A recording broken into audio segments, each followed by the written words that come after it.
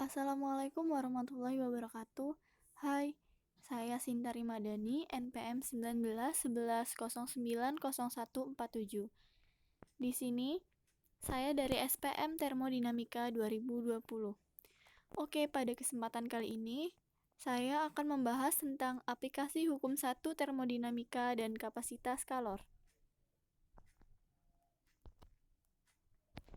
Aplikasi hukum 1 termodinamika pada sistem kimia. Termodinamika adalah studi tentang efek panas yang terjadi dalam proses fisis maupun reaksi kimia. Hukum 1 termodinamika. du sama dengan dx plus dw, du sama dengan q plus w sama dengan min p df.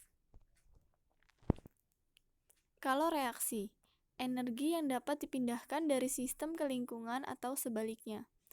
Q V sama dengan kalau reaksi pada volume tetap. Q P sama dengan kalau reaksi pada tekanan tetap. Pada volume tetap, W sama dengan O, maka delta U sama dengan Q V.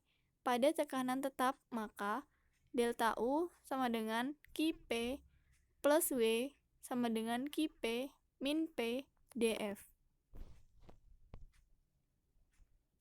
Delta U sama dengan Q P min P dF U2 min U1 sama dengan Q P min P F2 min F1.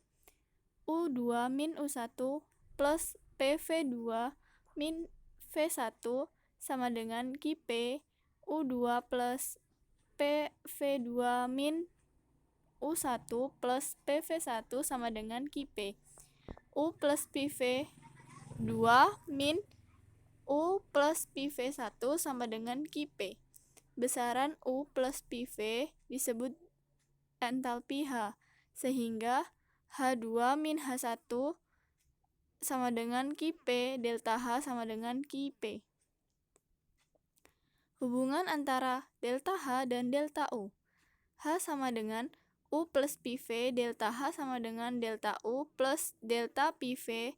Untuk gas ideal, delta PV sama dengan delta QNRT, sehingga delta H sama dengan delta U plus delta nRT. Kapasitas kalor. Kapasitas kalor atau C, suatu sistem adalah jumlah kalor yang diperlukan untuk menaikkan sistem sebanyak 1 derajat. Kalor jenis S, suatu zat adalah jumlah kalor yang dibutuhkan untuk menaikkan suhu 1 gram zat sebesar 1 derajat Celcius. Hubungan antara kapasitas kalor dengan kalor jenis adalah sebagai berikut. C besar sama dengan Ms. M sama dengan massa gram. S sama dengan kalor jenis. C kapasitas kalor.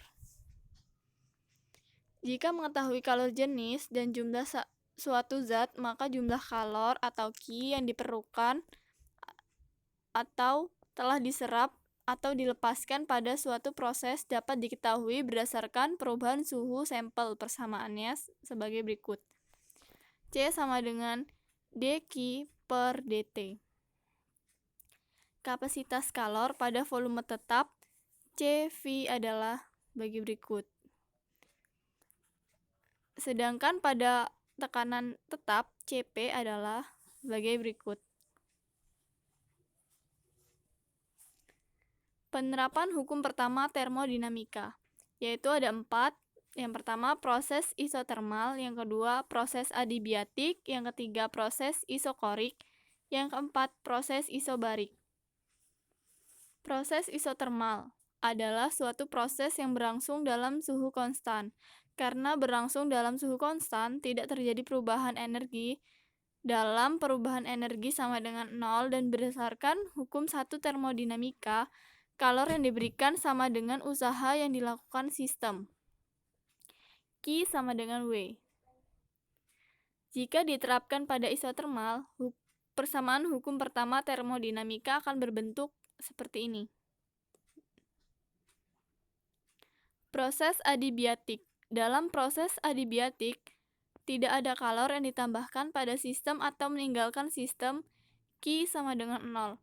Maka adiabatik bisa terjadi pada sistem tertutup yang terisolasi dengan baik, juga bisa terjadi pada sistem tertutup yang tidak terisolasi. Jika diterapkan pada proses adiabatik, persamaan hukum pertama termodinamika akan berbentuk seperti ini.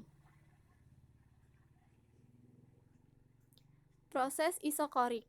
Dalam proses isokorik, volume sistem dijaga agar selalu konstan. Karena volume sistem selalu konstan, maka sistem tidak bisa melakukan kerja pada lingkungan. Demikian juga sebaliknya, lingkungan tidak bisa melakukan kerja pada sistem. Jika diterapkan pada proses isokorik, persamaan hukum pertama akan berubah bentuk seperti gambar ini.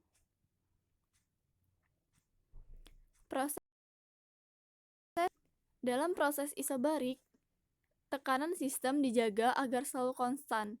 Karena yang konstan adalah tekanan, maka perubahan energi dalam delta U, kalor Q, dan kerja W pada proses isobarik tidak ada yang bernilai 0. Persamaan hukum pertama termodinamika tetap utuh seperti semula. Jika diterapkan pada proses isobarik, persamaan hukum pertama tidak akan berubah bentuk. Terima kasih. Sekian. Wassalamualaikum warahmatullahi wabarakatuh.